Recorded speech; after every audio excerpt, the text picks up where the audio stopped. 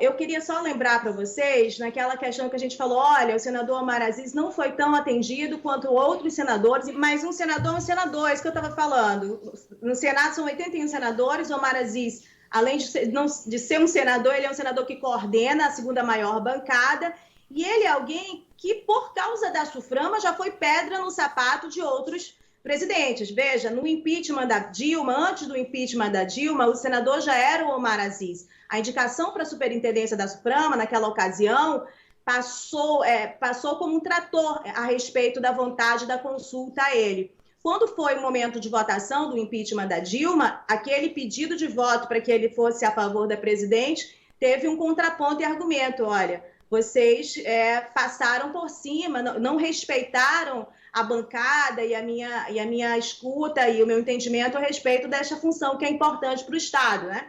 Então, há esse contexto na relação política, que foi um problema na hora que a Dilma precisou do voto de um senador. Né? Ele, naquela época, ele ainda não era líder do PSD. Veja, no governo Temer, o Apio Tolentino passou por uma indicação do Omar Aziz.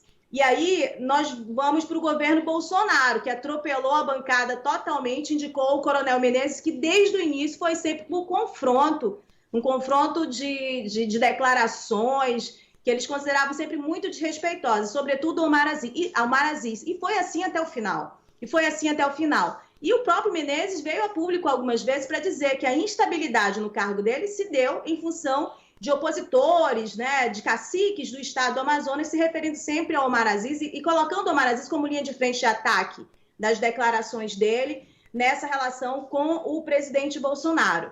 Quando o Menezes cai do cargo, nos bastidores, a informação é que passou por uma consulta da bancada, inclusive o coordenador, e ele disse, olha, abro mão, não quero indicar ninguém no governo, no entanto, qualquer nome serve, menos este nome, que é um nome que ataca os interesses do Amazonas e a classe política do Amazonas.